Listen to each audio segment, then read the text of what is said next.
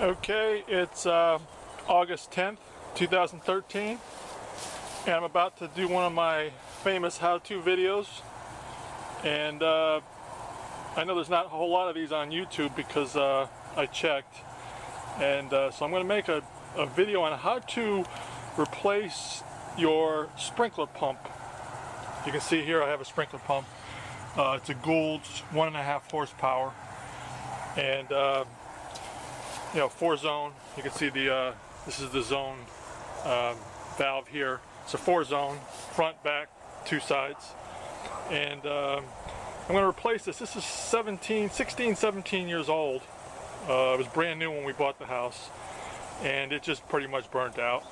And so now I got to replace it. So I'm going to do a how-to video. And the first thing you want to do is turn off the power in the breaker, of course, so that you don't get electrocuted. So I turned off the power in the breaker, so the electricity is off to the pump. And then what you have to do is you have to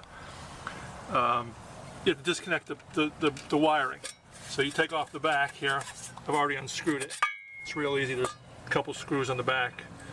You just unscrew the screws in the back and expose the wiring. You can see the wiring there in the back of the pump. And then you just disconnect it, and when I disconnect it, I'll continue. Okay, there you can see the 3 wires. I disconnected them. There's a green wire, a red wire, and a ground wire. You can see 3 wires there. And I disconnected them, and then the green wire went to the top. I'm not an electrician, but the green wire went to the top. The ground went to the middle, and the red went to the bottom. But when I take it off, I'll look to see where they went, because I have to.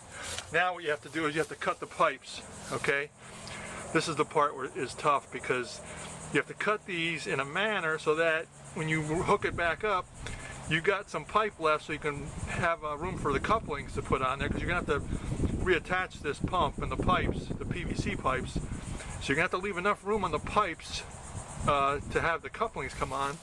So I think the closer you cut it, to the old coupling, the better. That way you can, if you have to cut off, it's easy to cut off than it is to add. If you have to cut off pipe, that's no problem. But adding pipe is a problem.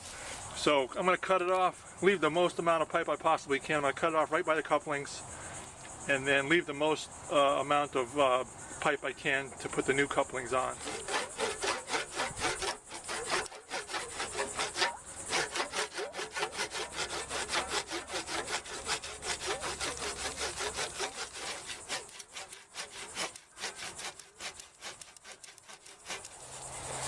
Okay, there it is, disconnected.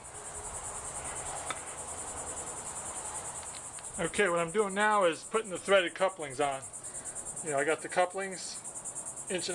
The 1.25 inches on top, 1.5 inches is on the front here, 1.25 inches on top.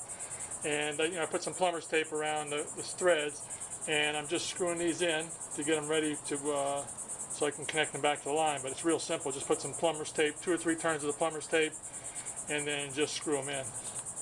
Okay, so now we put a little primer for the glue. And you put a little primer around the edge there, both sides. Put a little primer. That's for the glue, so the glue sticks better. Okay, as you see, I wired it back up. Yeah, that's the next step. I wired it back up to the wiring, which is pretty easy. Just there's 3 wires: a red wire, a black wire, and a green ground wire. Just wired it up back there. Just rehooked it up. And then now comes the hard part. Now I got to try to cut these pipes to make it fit back in there. And there you have it. Finished job. That's what it looks like. Not too difficult, You just had to cut. I cut this one. I put a coupling there, and just a little extension here. This little extension. Glue this coupling back on, and then over here, same thing. I cut it. Put the new coupling on. The new little extension, and then just glue everything on. And there you have it. Brand new pump.